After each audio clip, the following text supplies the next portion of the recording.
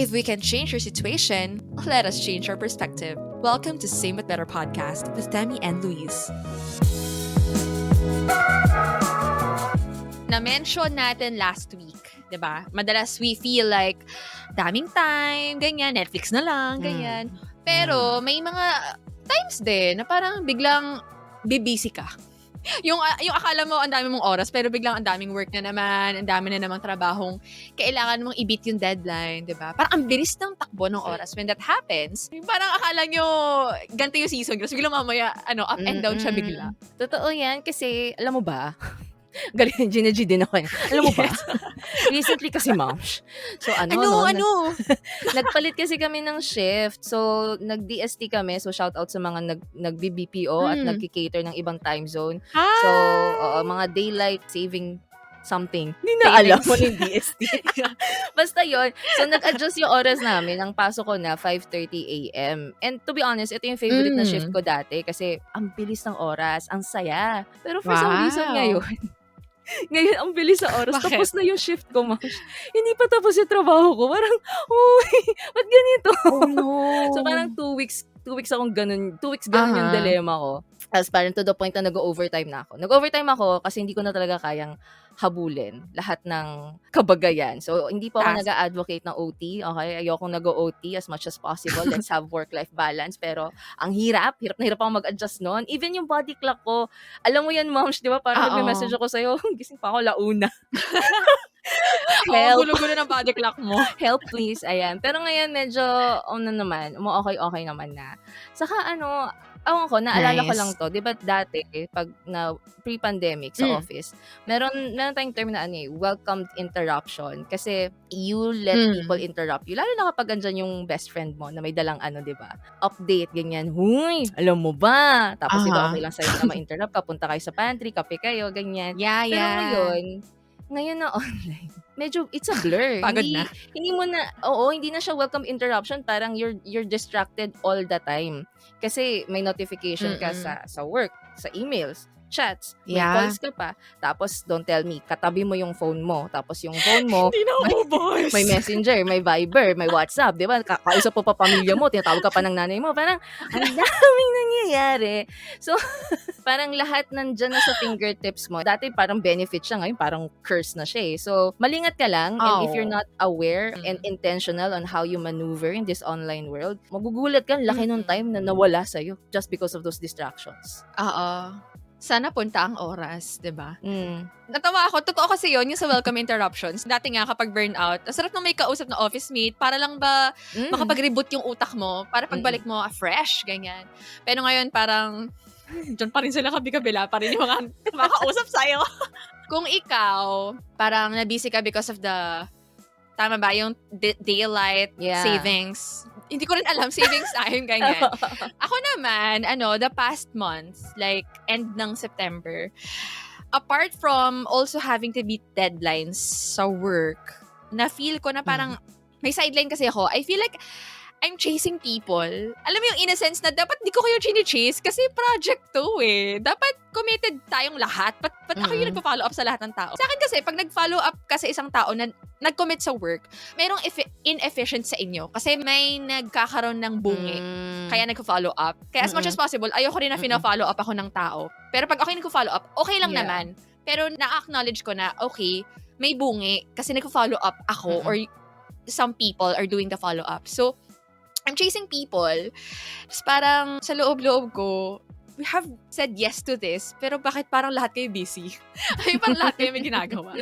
And I understand, pandemic is putting extra pressure and stress in all of us. Diba nga sabi mo nga, dati yung nag-e-enjoy ka mag-chat ngayon, parang it's taking a toll on you as well. Dati recreational siya, ngayon parang, give me your break, kahit makakamusta ka lang. So, na-feel ko yon dahil nga pandemic, medyo fed up ka rin sa mga messages. Pero if it's work, ayun, parang natutunan ko lang na, okay, nakaka-burn out mag-chase ng people because of having to follow them up of a responsibility they said yes to, but they're missing it. Diba? Even the most excellent people, alam mo, hindi porket excellent sila dati, maapektuhan pa rin sila ng pandemic eh, emotionally, mentally, physically. So parang ako, kaysa ipilit ko na ba't ka ganyan? Ano nangyari sa'yo? Hindi ka excellent, hindi ka okay. Parang hindi mo rin matatanggal na you have to understand na nadidisrupt talaga yung rhythm and focus ng mga tao because of the situation we're in. Kaya it's hard to blame. It's hard to, alam mo yun, get on the blame game kasi we're all coping sa imbalance caused by, the crisis today. Yeah. Diba? and that's why we need to pause, 'di ba? We need to really take a break. I know na medyo saturated na nga ang topic about mental health and taking care of oneself, but you know what, it will never be something na we'll get used to. Kailangan mo talagang ma-remind din na you need that break every now and then. And sana pag nagte-take kayo ng break, to our listeners, isama nyo kami. Isama nyo ang Same But Better podcast sa break nyo. Sama mo kayo dyan. Diba? Tapos, eto na nga, hindi ko alam kung sino nag-invite sa taong to, pero nandito na naman siya sa recording natin. Nakakuha ng link. Charot lang. So dahil nakaka-refresh daw talaga siyang kasama. Linya niya to, siya nagbigay ng script na to. Hindi, joke lang. Ayan, baka mawala din yung pagod ng ating mga listeners, di ba? Yan. So, ang ating resident kakwentuhan nagbabalik. Hello, Kenan. Yon, hello. What's up mga ka-SBB? Ayan, nakita niyo naman yung ko, di ba? Hindi ko pinaghandaan. Sa energy, Pag nasa YouTube kayo, makikita niyo yung polo ko. Hindi ko naman siya masyadong pinaghandaan kasi nakaka-refresh, di ba? After itong topic natin na to, mare-refresh kayo. Joke lang. Sana nga ma-refresh kayo. Yun. Hindi nyo ba napapansin mo napapadalas na ako dito sa podcast na to, no? Feel ko talaga yung petition na lang na hinihintay nyo yung para mag-comment kayo. Guys, yung mga nakikinig sa akin, yun, baka naman merong bias sa akin dito. Mag-comment kayo, baka marinig ng management namin. Nila pala, hindi pa pala ako kasama dito. Yun. Ayun, well, habang nagsasalita kayo, actually, nagninilay-nilay ako. Sa akin kasi uso yung na yan yung word na yan. Tired, burnout, ganyan. Lagi ko kasing sinasabi yan sa magulang ko. Na ganyan ako. What I mean is, I don't really report to an office. Ang labo, no? Hindi ako nagre-report sa office, pero burnout ako, stress ako, joke lang. Because I really work for myself. I am a freelance interior designer and a brand owner. So, parang yung battle ko sa sarili yun. I am actually a father of 30 animals. Nagulat ako sa father. Gusto niyo yun? Animals pala. Kasi ang dami ko pong manok. 30 animals. And most of all, ako yung pinakamabait na anak ng mga magulang ko. Joke lang. Edi ikaw na talaga. So, ko lang isingit, I am also a mother. Wow, may ganun. Wow. A mother to 6 cats and 1 dog right now. So, kapagod, pero satisfying. Wala akong manok katulad ni Kenan. Pero, bago tayo malipat sa ibang topic, sinakyan kasi Kenan Mga ka-SBB, ayan, today we will talk about burnout. Hindi po tungkol sa time management or energy management or productivity ang episode na to, but we will address the feeling of burnout that we experience in our busy seasons. Kumbaga yung attitude natin towards burnout. Kasi ang dami nga nangyayari sa paligid, notifications and all. Kaya baka need mo din tumawa minsan. Kaya wag na kayong ma-shy. Follow and subscribe to Same But Better Podcast on YouTube and Spotify. Naman. Ayan. So, may tanong ako, Kenan, ano ba ang burnout for you? Para sa akin, ito, in my own words. Wow, gusto niyo yun? hindi po to based kay Google. Hindi based lang po to sa puso. Sa puso at nararamdaman ko. Joke lang. Wow. Ang burnout kasi for me is, it's a bundle. So, it's composed of emotion, physical, and then mental state. Kasi for me, parang when you feel burnout, hindi lang pwedeng emotionally tired ka lang. Alam mo yun, parang siya, isang bundle sama-sama. siya. Oo, if you feel burnout, parang kasama yung emotion, physical, and then yung mga mental state mo, di ba? As I said earlier, hindi naman ako talaga nagre-report to work kasi nga raketista ako. Actually, para ako si Madam Inots. Joke lang. Lahat na lang binenta sa online selling, ganyan. Joke lang. Pero ayun, sobrang normal talaga for me to feel burnout. Kasi nga, it is really a constant battle with myself. Kung ikaw sa sarili mo, pagod ka, wala ka naman sabihin mo, boss, pagod ako. 'di ba? Ah, Wala Kasi namang ikaw nga gano'n. yung boss. Oo. So yun, napipicture ko kasi tayo human being is like a teapot. Oh, Oh, kasi yung teapot. teapot, Wow. sa Tagalog guys, takore. Okay. Social ng tipahan. Teapot. 'Di ba? Takore, na parang if it's in a constant or prolonged fire, wala naman siyang magagawa but to parang maglabas Let out ng steam. steam. And Yeah. yung iba nga 'di ba, sumisipol Ay, wala. pa.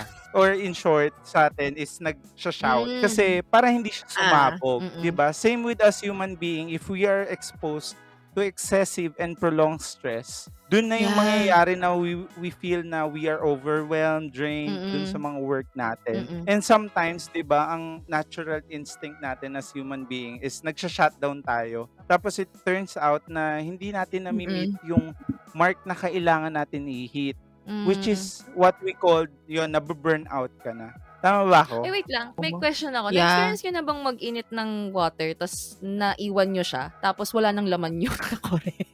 Ay, nasunog na yung kettle. Totoo, nasunog na yung... O, di ba?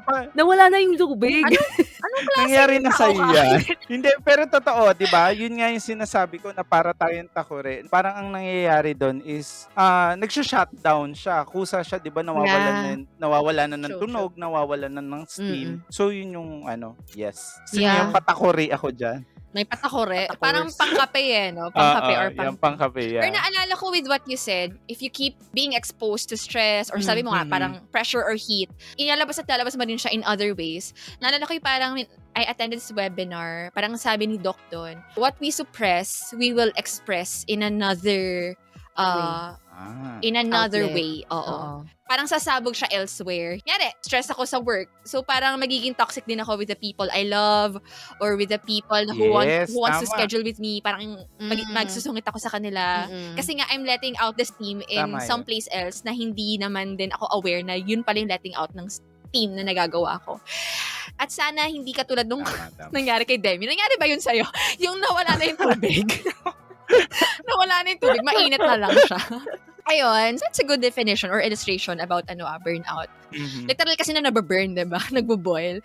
And kasi, lahat tayo, we have 24 hours in a day. Pero, alam mo yun, kapag burnout ka or nasa stress ka, yung mga responsibilities mo, yun yung lagi mong pinapansin, ginagawa araw-araw. Feeling mo, yung ginawa mo for a 24 hour, para siyang 1 month na. Parang yung pagod mo, pang isang buwan na. Parang pang isang... Have you ever experienced that? Parang, bakit ito yung araw na to? Parang na-advance ko na yung pagod ko for the next days. Ayun. So, nabasa ko, ato sa Google ko, sa Google ko hiningi itong definition na to. It's a documentation from World Health Organization, published 2019, from also International Classification of Diseases. Wow. Para legal na legal po tayo, no? Wag po tayo. Baka matag tayo fake news dito. Research ko pa meron yan. Hindi raw medical condition ng burnout.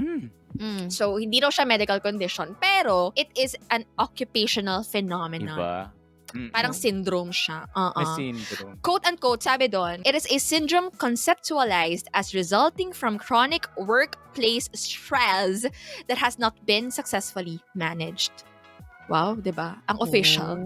So, galing daw siya sa chronic workplace stress na hindi na manage properly. So, 3 aspects, sabi dito, inisa-isa, it's feelings of energy and depletion, so napapagod. Second is increased mental distance from the job or feelings of negativity towards the job. And lastly, it produces reduced professional efficacy. So, yung efficiency na babawasan. Kung papansin natin, no, it's all about work. Kasi sabi nga ng WHO, it's workplace stress. Nana-nosebleed ako. So, ang dami pa, komplikado pala. Ano dati burnout, pagod lang. Oo nga. Na-burnout ako ngayon. Burnout lang pinag-uusapan natin, ha? Burnout Okay kayo. Okay naman ako kanina. Na-burnout ako Oo. ngayon. Pero okay, ang malinaw naman sa akin ngayon, so kung yan ang definition pala ng burnout, di hindi pala burnout yung nararamdaman mo dun sa love life mo pag napapagod ka na. Iba pala yon. Napapagod ka na. Pag pagod ka na, Sana may kinakapaguran Sana ganyan na tayo love life. problema. dami kong hugot sa love life, wala naman. Ano ba? Galing. Ay, ako. Anyway, so si burnout pala, ayan, if we will understand what it really means, it refers talaga sa work and responsibility-related na stressors. Gusto ko yung term na yun, occupational phenomenon, na, madalas naman kasi natin na nagagamit yung word na burnout anywhere. So, ultimately, sa work pala talaga siya. Pero I assume, no, included sa work stress, work-related stressors, yung mga work environment. Kung yung work environment mo hindi naman maganda or fit for your needs, diba? Yes. Or work culture. Alam mo yung hindi ka pala mura, pero yung language dun sa office mo, parang curse words every day. So parang it's also work stressors, yan. Ano pa? Communication in the workplace. For me, yung follow-up, diba? Nakakapagod. Following up people, yung chasing people. Ano pa ba? Even yung relationship with colleagues. Yung relationship with boss, kapag nasa-stress ka sa kanya, pwede siyang masabi na burnout kasi related pa rin sa work. Sa mga sinabi ko, or baka may maragdag pa kayo, saan kayo parang madalas nasa-stress doon sa mga work stressors na yun? Ako kasi pag sinabi stress, na-stress ako sa mga sa mga chismosa. Joke lang.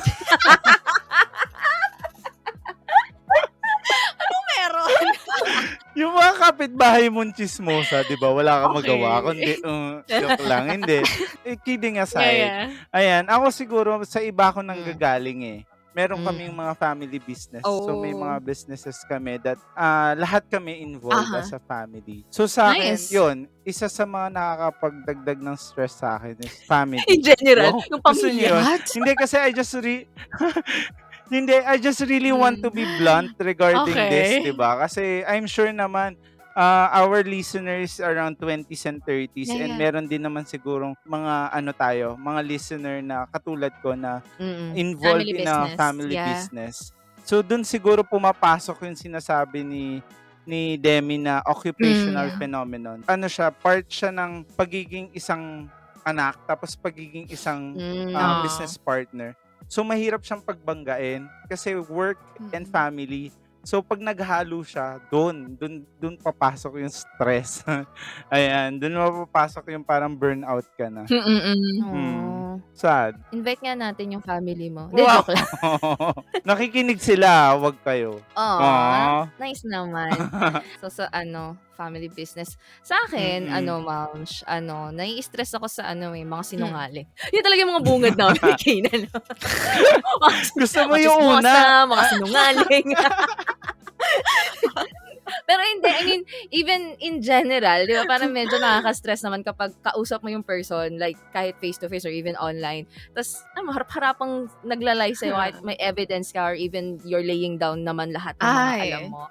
But anyway, kung sa work naman, siguro kanina talaga may real life experience ako kaagad, 'di ba? Na-stress ako dahil kalahati ng araw ko hindi gumagana ang Outlook. So, mga gumagamit ng Outlook, 'di ba? Outlook. Nakakaloka. Wala akong masyadong nagawang work.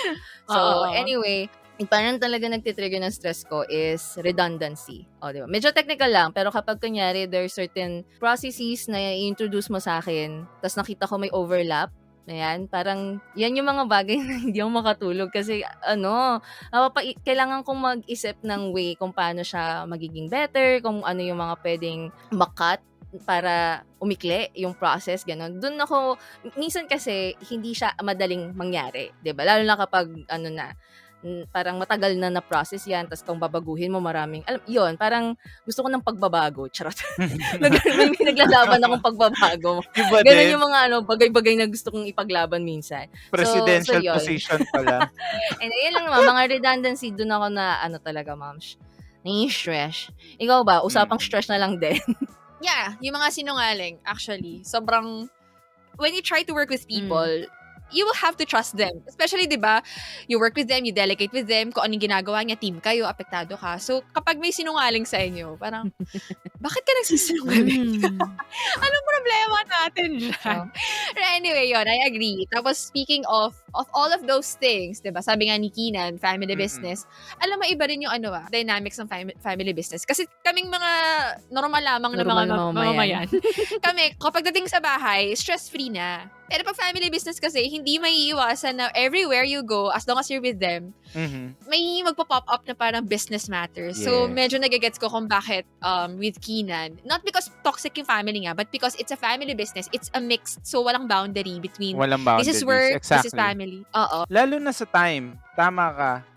Maisingit ko lang. Yeah. Ano siya yung wala siyang 8 from 8 a.m. tas 5 p.m. out accessible mo. ka eh. Kasi even though you eat dinner together, alam niyo yun, yung pa rin yung topic. Kaya parang, please lang. Papa, mama. Yes, ganun siya. Oo, ganun siya ka-burnout. Yung gusto mo nang iwanan yung topic, pero andun silang lahat. So, jump in. Jump in ka pa rin. Takuri ka pa rin. Takuri pa rin. Takuri ka pa rin. Pero sa akin naman, going back to the question, one thing I learned sa recent experience ko nitong September was trusting God will still give you the strength you need to continue eh. Or, hindi lang need to continue, pero the strength you need to stop. So, yung iba baka nagtataka, no? Why do you need the strength to stop? Eh, di ba nga, so stop ka na? So, parang, you don't have to have the energy. Example, and I think yung mga nagda-drive dito, makaka-relate. Kenan, makaka-relate ka dahil pambansang kanad-karin ka rin eh, di ba? Pambansang driver ng mga magkakaibigan, di ba? Oo, di ba? Kapag nagda-drive ng mabilis, yes, you spend energy, di ba? But at some point, kapag nakaabot ka na sa traffic light or parang malapit ka na sa tollway, when you want to slow down or at some point, you will have to stop the car. Hindi porke tumigil ka sa pagpindot ng gas, is titigil ka na. May andar pa rin yun, di ba? Kailangan mong pindutin? Ano ba tamang term? Yung brakes. Oo. Kailangan mong i-hit yung brake para mag-stop ka. Mag-stop ka. Kasi kapag hindi, aandar ka pa din. Even nga yung handbrake, di ba, yung iba. Kasi kahit nakapark ka and all, minsan gagalaw pa rin. So, what we see here is you will have to apply another force, another energy to stop the current energy or the current force. Kaya ka nagpepreno. Even sa nagbabike, ganun din. Tama. Diba? Sobrang ganda ng realization ko na to. Joke lang. When you go for a run or a marathon, kung jogger kayo, kung kailangan mo na strength going, alam mo yun, faster, you will also need strength to adjust yung speed mo para mag-slow down or to totally stop running. Kasi kung ang bilis mong tumakbo, sabihin natin nagsisprint ka, tapos bigla ka na lang tumigil, matatapa ka kasi mabibigla yung buong katawan mo of suddenly stopping. Diba? Kaya may transition from running to walking. Then standing. Oo. Same thing with work. We will lose balance. We will lose parang yung alignment ng katawan natin mawawala kapag bigla-bigla tayong tumigil. 'Di ba? Kasi itigil mo man yung pagla-laptop mo, itigil mo man yung pag-answer sa emails mo, i-off mo man yung wifi mo or notifications mo. Hindi ka biglang mapapahinga porket that happened Kailangan mo pa rin ng transition. Kasi minsan naka-off yung wifi mo, matutulog ka na, may isip mo pa rin yung stress sa work Kailangan mo pa rin siyang i-process. And yung pag-process na yon, it will take some energy. Maybe it's mental energy, physical energy, diba? Nakakapagod din mag-worry, or mag-isip after work. Kaya, wag natin isagad yung sarili natin sa work. Kasi, diba, kailangan mo rin paglaanan yung energy na natitira sa'yo to transition for resting. So, most of the time, kasi kapag burnout, yun yung madalas namang i-recommend. Uy, magpahinga ka. Diba? Magpahinga ka kasi pagod ka na. Pero parang, now you mentioned about kailangan mo rin ng energy to rest. It's a different idea na hindi mo iniisip kasi nga resting ibig sabihin you stop doing the work, di ba? Parang mabakasyon ka, ganyan. Pero we don't really consider yung energy na kakailanganin mo din to rest. Kaya nangyayari, you just stop, di ba? Parang, I quit, ganyan. Ayoko na. Tapos, parang hindi rin pala siya okay for you, yung pag-transition mo. And I think ang question din natin about this is, when do we recharge? Okay, since burnout is real, it happens, when tayo magre-recharge? Kailan ba yung point ng burnout na kailangan na natin mag-recharge? Pag pagod na pagod ka na ba? Doon ka lang ba magre-rest? Pero 'di ba, tulad ng phone natin, hindi ko mawakan yung phone ko tulad ng phone natin, kasi ayan yung phone ko ngayon, no? Paglobat, paglobat yung phone mo, charge mo agad. Pero bakit pag ikaw, yung pagod, bakit sinasagad mo pa rin, di ba? While you have the energy to keep going, and ikaw lang naman makakasabi yan, siguro malakas ka pa, mga 40-30% ka pa. Maybe use that energy for rest. At yung rest na good for you, hindi yung rest na ikakapuyat mo lang rin pala. Hello, Netflix, di ba?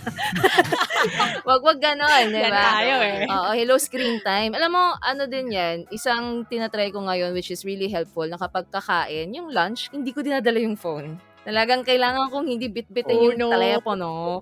Kasi, di ba, nag-work ka na nga, nasa laptop ka, magla-lunch ka, manonood ka ng Friends, manonood ka ng isang episode or something habang kumakain. Guilty yung isa dyan. Hindi ko makarelate. Guilty yung isa dyan. It's a different way of thinking about burnout. And siguro, gusto lang din natin i-remind, no, the Bible also says, di ba, those who hope in the Lord will renew their strength, and they will soar on wings like eagles, and they will run and not grow weary. They will walk and not be faint. That's Isaiah Lord, gusto ko yan. chapter 40 verse 31. Saan ba nakakakuha nun, diba? Gusto ko yun. Only energy, Ano yun? diba? Yes. So, yes, there are things right now that helps burnout and stress. Totoo naman, especially good food, diba? Massage, sangyup, bakasyon. Hello, bakasyon. Dati, buwan-buwan, umaalis tayo, diba? Pero, alam mo yung feeling na lahat ng yun, okay naman. Pero, we can relate that to charging your phone with a weak source. Hindi ko alam kung na-experience nyo yung meron kayong main source ng energy tapos may saksakan ng extension, tapos yung extension, may saksakan ng isa pang extension kasi malayo yung kwarto mo. Tapos may isa pang saksakan. Tapos doon mo siya i-charge, diba? O kaya yung laptop mo yung nakasaksak, tapos nag-charge ka ng phone sa laptop. Diba, ang dami na niyang pinagdadaanan. So, yung phone mo, hindi ko alam kung na-experience yung phone, yung tagal ma-charge. Ang tagal. Sobrang tagal. Ilang oras ka na. Parang, bakit hindi pa rin napupuno? Tapos maya-maya, kailangan mo nang mag-work, pero hindi ka pa rin fully charged. Yun. So, parang ganun yung dating pag nagbakasyon tayo. Okay naman. Pero, ano siya parang hindi siya buo. Gets ba? Yeah. Pagkatapos mo magbakasyon, nagde-dread ka naman ng work. Kasi, di ba, yan na naman yung trabaho. So, ano nangyari dun sa bakasyon? Saglit lang siya. Parang 60% lang siya ng energy mo. Pero, yung sinabi ni God, yung pinramis niya sa atin, if you put your hope in Him, He will renew. Renewal, hindi gradual. Renewal ng strength yung promise ni Lord. So, 100% agad yun, di ba? Yeah, so, parang siya, you're charging with the strongest source ng power. And natawa ako kasi habang inaalala ko to, right now, I'm using this ring light. Ever since nabili ko si ring light, nakasaksak siya sa USB port. Yung USB port nakasaksak sa laptop. At yung laptop, syempre, nakasaksak sa isang extension, tapos yung extension nakasaksak sa isa pang sasaksakan niya. Anyway, point is, gumagana naman siya. Ever since. Oo. Gumagana naman siya. Okay naman. Tapos, one time, nag-rearrange ako ng mga wires. Sabi ko, itong ring light na to, ba't di ko kaya isaksak diretso dito sa saksakan? Tapos pagkasaksak ko, wow! Parang mind blown, wow! May ililiwanag pa pala yung ring light na to. All this time, may ibubuga pa pala. Oo. So, for you listening out there, and maybe you are burned out, and dami mo nang tinatry, maybe, let's stop trying to fix it. Alam ko nakakatulong ang Food Panda, ang online shopping. But you know what? Go to the source, 'di ba? Go to the source of our strength, to the source of our life. Magulat ka. May ililiwanag ka rin pala, 'di ba? May liwanag. Ilalakas ka pa pala. So, ayun din, yung isang minention mo kanina, ma'am, yung worry. Ayan, 'di ba? Yun nga, kapag bigla ka nag-stop, bigla ka nagbakasyon, bigla kang nag-leave ng 5 araw, 'di ba? Nagwo-worry ka ngayon sa trabahong babalikan mo kasi ang dami mong gagawin. Correct. Alam mo yan. Hindi mo ma-enjoy kasi alam mong maraming iuutos sa'yo, alam mong maraming pending. So, yung worry na yan, para siyang since we're talking about phones, ayan, hindi ko naman nakikita yung phones nyo, tapos ang daming apps na running in background. Diba? Tapos, it slows down the performance of your phone. Similarly sa'yo, yan yung parang worry. Now, it works in the background, and then it slows you down. Kahit na feeling mo fully charged ka, pero dahil ang dami mong naka-open na tabs, ang dami mong naka-open na app on your mind dahil nagwo-worry ka. Yan. Kaya parang kahit na anong gawin mong bakasyon, kahit na gaano karaming online shopping, parang ang bilis-bilis mo laging malobat. Yon. So hopefully hindi na tayo mag-shopping. Hindi, joke lang. Hopefully, we learn to put our trust in God. Yon. Amen to that, Demi. As in, sobrang refreshing para sa atin lahat. No, kung kanina meron tayong patakure, ganyan. Ngayon meron tayong pa-cellphone, di ba? Pa-cellphone. Iba din talaga, same but better. May pakotse. we're getting better. Wow. Ihambiling yung mga sarili natin into Humble. objects, di ba? True. Of course, nalulobat tayo. But No. ano natin is, nasan ba yung source natin of energy? Yun nga, mag-connect lang tayo talaga doon sa main source, which is The right God. source. And for sure, mari-recharge tayo. Wag lang natin isasagad yung sarili natin into the lowest available energy that we have. Uy, Kasi baka hindi na nga tayo makapag-recover. correct. Gusto ko lang isingit Oh. Kasi ang ganda din nung Oh, nasabi go. ni Demi about, may paring light pa nga si Demi. Hindi lang pa Gusto cellphone. niya yan. Oo Nung nga, may paring sinabi niya light doon pa pala. about, yung sinabi niya about, mas malakas yung energy Yes. na nabigay nung light dahil sumaksak siya sa main source. Totoo yun eh. Napareflect ako doon na parang minsan nga nag-rest tayo pero doon tayo sa parang recreation which also takes away stress pa din or energy pa din. Parang minsan, nga rin, nanonood ba kayo ng You? Minsan stress ka dun sa mga bida kasi nagpapatayan sila. Squid Games! So, Tama, no? kasi minsan di ako makahinga kasi parang hindi rin ako gagalaw kasi naka-red light sila. Parang nakaka-stress.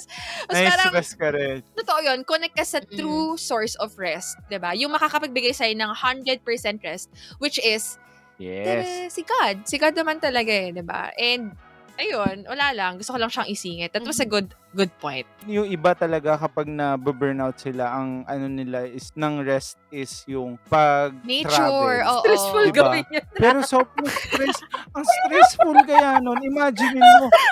Di ba? Magre-research ka. Mag-aaya ka ng mga kasama mo, tapos yung mga kasama mo, drawing. Di ba? Hindi mo Parang may hinuhugutan ka. May hinuhugutan ka Hindi. yata Mga eh. kaibigan ni Kenan. Kaya nawagan po kami sa mga Kulayan nagpakakay nyo Kenan sa naman, travel, wag puro ano? drawing, Alam mo di yun ba? At saka ang isang pang, Hindi, naalala ko pa ano sa din? travel yung ambagan eh. Ang hirap maningil eh. Oo. Kaya Bulan stress eh. Yun yung sasabihin ko, stressful yung maglalabas ka pa ng pera. Which is, di ba, pag kay Ay. God ka kasi nag-connect, it's free. Libre. Ikaw, Tsaka speaking of pera, di ba? Kenan, di ba, ikaw Oo. bilang driver, minsan nakikiramdam ka kung mag-aambag sila sa gas. Aminin mo. oo, tama. Yung hindi ka makapagsalita, uy, 1,500 na po yung napapagas ko, baka naman. Ambag ako, hindi. Nakastress kayo eh. Burnout. Gusto nyo Tagaytay pa, gusto nyo Bulacan pa, baka naman. Ang sakit na dyan mo. Tsaka mga tol, please. Oo, yung mga patol na ganyan. Nakiramdaman sa Tol, baka sasakyan. naman bayad ka rin. Dadaan ka sa kwento. Yung look nyo ba? So, ayan. Ang dami na nating nasabi sa nagta-travel tuloy. Okay na. Oo. Diba? Relate na relate tayo lahat dyan. Pero meron akong magandang tanong din for everyone. Eto, ewan ko. Pero paano talaga if wala nang ibang gagawa ng Ayun work lang. mo? As in no choice na. How do you deal with the overload Taas. na Ako sasagot. nararamdaman? Kasi sa work ko ngayon, Mm-mm. ako lang mag-isa. Sige. Parang, Ang lungkot. ako sasagot ng inbox, ako yung taga-video editor, taga-graphics, ganyan. So, medyo, kanang kamay, pero ako lang naman talaga yung nag-iisa. So, wala rin namang minamanage. So, parang very applicable. Parang, what if walang ibang gagawa ng work? Sa current work ko, yung main work ko, minsan sinasabi ko na parang, hey, this is too much for me to handle because this is a timeline that you're expecting or you're giving me this deadline. But this is the hour that I would need for this task, and I would still have to research because this is a new task. Gusto mo yung nag-English ako sa inyo, di ba? Tara, Ayan. parang tuliwanag ka talaga sa akin. Ganon. So, yun yung main work ko. Pero, yung kina-burnout ko last time, na-burnout. It was just like yesterday. Kahit na one month ago. Naalala mo pa lang yung mga nangyari. Parang napapagod ka na ulit. Pero, sabihin na lang natin na, I work with this small group of people. And okay sila. Like, okay talaga sila. Wala akong bad blood sa kanila. Pero, during that time, sumabay din yung work ko, yung main work ko sumabay rin. Dito naman sa side gig, parang walang available na tao. Alam mo yung parang nasa-stress na ulit ako. Walang available na tao. Tapos, walang nag-i-initiate kung sino yung gustong kumuha ng ganyan. Kasi nga busy. So, ako, tinry kong saluhin yung mga big chunks. Yung planning, strategizing, even delegating. Parang, ito po kaya gawin natin. Parang gano'n na. So, parang, nag-step up si ate mong girl na member. Naging bida-bida. Sensya na po, no? Pero ayoko talaga magbida-bida. Pero, ang hirap kasi kapag lahat nangangapa, well, given, lahat nangangapa, it's a reason, but it's not an excuse. Parang it's a factor. But for me, parang, we should keep trying. So, by God's grace, okay naman, nakapag-delegate and all. Pero, di ba nga, nag-step up, tatapos yung project output, it went smoothly, thank God. Nung on the day ng execution, everything was great. May onti pang task after the main execution. Alam mo yon, parang akala ko medyo magpapahinga na. Tapos, medyo nasad ako kasi wala pa kaming pahinga lahat. So, medyo kami lahat pagod. Doon ko naramdaman na parang bumagsak na yung katawan ko. Kasi, alam mo yung may adrenaline ka while it is happening. But after the main thing, biglang, parang binaksak sa'yo. Reality. Oo. So, parang, doon ko naramdaman lahat ng pagod. Tapos, nagulat ako kasi, pagdating sa chat, parang, sa akin pa binato yung last tasks. Parang, bakit ako? Parang napaiyak ako kay Lord. Parang, Lord, ba't ako? Wala bang ibang pangalan? Tapos parang, ako, gusto ko naman mag-serve. Pero, at that time, parang, nagpe-pray ako na sana, Lord, may iba namang mag-step up kasi wala na ako ibubuga, ganyan. So, doon ko na-realize na, alam mo yun, kahit tumitig ako sa Zoom, tumitig ako sa email, kapag dating doon sa thing na yun, yung inaasikaso, parang nasusuka ako or parang nahihilo ako, ganyan. Even mabasa yung group chat, it's taking so much stress sa akin. Tapos, wala, fatigue na talaga. And the thing I learned there is, communicate if you've reached your max already. Kasi sila, ang akala pala nila, parang since I was stepping up, I was doing my best, parang G pa ako, parang ganun. Tapos parang nung narinig nila sa akin na parang hindi ko na pala kaya, nagsabi kasi ako na, sorry, hindi ako magbubukas ng camera po kasi sobrang burnout na po ako. Parang gano'n. Tapos di na rin ako nagsasalita sa last meeting namin. Tapos nag-message yung team leads, parang tinanong niya, what's happening? Sabi ko, while we were having the Zoom meeting, sabi ko yun na parang wala na po talaga, pagod na po ako. Parang gano'n. Tapos natuwa ako kasi after nun, sina team lead and the rest of the team, parang dinelegate niya sa iba. Like yung task na parang ina-expect sa'yo. Prior. Biglang na-delegate sa lahat ng members namin. Tapos parang, okay, they graciously accepted or acknowledged may call for, pahinga naman dyan, please. Ayoko na. So, ayoko na, please. Ayan. So parang, natuwa ako kasi kailangan ko lang pala magsalita. Online tayo, hindi nila nakikita yung reactions. Unless sa Zoom meeting, di ba? Unless ipakita mo yung ugali mo sa Zoom meeting na parang nakakunot yung noo mo, nakaganyan na naman. Attitude ka, girl. Wala na bang iba dyan? Attitude. Unless ganun yung ipakita mo, doon lang nila mararamdaman. Pero because it's online, it's harder to understand or to interpret non-verbal cues. So doon ko naintindihan na parang, okay God, kailangan pala magsalita talaga ako, like verbally. Or parang i-type ko talaga sa kanila. Kasi doon lang ako nawalan ng involvement na nakapagpahinga. And I took my sweet time resting from that gig. So, kumbaga sa sasakyan, hindi ko isasabak sa bundok yung alam kong city driving ng nasasakyan. Alam mo yun? Yung, laban na laban. Word, ilalagay mo sa ibibikol mo. Sa humps. Oo. Hindi, diba? So, parang alam mo magagasgas ka. So, natutunan ko doon na informal lang sila sa limits mo para sila rin maintindihan nila na hindi pala dapat sa'yo lahat and hindi ka rin mag-shutdown tsaka ma-overwork. Ikaw ba, ma'am? Wala lang sasabihin, yun na lang. Then, joke lang. Ayaw mo na mag-edit. True. Oo, that is right. Indeed. Sabi mo, indeed. I'm glad, ma'am, siya na naka-recover ka na, nakapagpahinga ka na from that. I'm glad. Thank you, Lord. Gig. Oo. Talaga, no? Grabe magbigay ng mga challenges in life para lang matutunan na mag-speak up. Hallelujah. Matutunan na mag-communicate pala ng limits. I know the feels, lalo na last year na nag-start ng pandemic, parang lahat na-convert to online and for me, I'd like to say, no, na medyo techie-ish naman ako, makalikot naman ako. Parang, para sa akin, kumbaga, advantage. Kasi, ano yan, strength ko yan, hiling ko yan. And then, naramdaman mo yung suwang-suka na ako sa online meetings. Yung parang, buong mula umaga ng kinagabihan, Zoom after Zoom, meeting after meeting. Naalala ko nga nung one time, as in literal na susuka talaga ako. Tapos after nung last na meeting, talagang shinutdown ko lang yung laptop, bumaba ako. Tapos nakatulala lang ako dun sa labas namin. Kasi gusto ko lang makakita ng ibang bagay. Nakaka-drain. Oo, parang, ano nangyayari? Puro na lang online. So, siguro yung sa tanong ni Kenan, no, paano kapag wala na? So, di ba, recently nga, nag-overtime ang ate nyo, no, na napadami ng gagawin. For me, same lang din sa'yo, ma'am, na kailangan mo lang din maging transparent sa mga kasama mo na this is what you're currently working on para kung meron ka pang commitment sa ibang bagay, at least for me kasi sa trabaho, alam nila na ay okay, currently ito yung nangyayari sa person na to, so baka masiset my expectation na may delay sa akin sa ibang parts. So let me know kung may urgent para unahin ko na. Kasi right now, ito yung now, baon ako. Okay yun. Lunod ako sa labada, girl. Parang ganon. And siguro, isa pa is really delegating. If you have the, the call or if you are in the position to delegate. Pero siguro one thing I want to mention about delegate, it's not just passing the task. Alam mo yun, na parang nag-uutos ka lang na, oy, gawin mo nga to. Hindi Delegate is trusting the person to do the job. Trusting the person to do the job. Pero yung responsibility, sa'yo yun. Kasi trabaho mo pa rin yun. Tinutulungan ka ng person. Ano yan parang ikaw yung humihingi ng tulong, okay?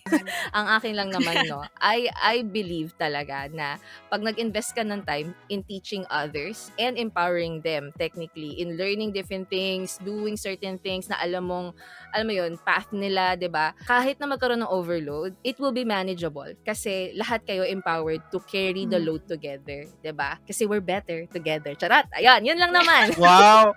Ang ganda ng plug mo doon. May pa-I believe ka pa. Kasi ako rin ngayon, after all yung mga pinagkikwento niya dyan, I believe na bida-bida din talaga tayo. Kaya natin na-experience yung mga gantong bagay. Isa lang naman yung parang goal dun na if you have really the courage to akuin yung task or you really have the time to akuin yung task, sana you really have the courage then to share your task to others. Parang may papupuntahan tayo, nasa boat tayo, imbis naman na ikaw lang yung mag-paddle, di ba? Pabadelin mo rin naman sila. Para hindi ka ma-stress. Oo. In that way, hindi magsisink yung boat. Correct. Tapos, efficient pa. Wala pang burnout, di ba? Correct. If you really work together. If you can't control the people around you or the people you're working with, the culture, the workload, then what you can control is your response and your attitude towards rest. Diba? Kaya ang binibili natin dito, go back to the original source, allot some time for yourself and energy. And with that, nagtatapos na po ang ating episode for today. May katapusan din pala to, no? Kasi kanina pa tayo. Thank you for hanging out with us. Yes! Catch us again next Monday here at Same But Better Podcast. Bye!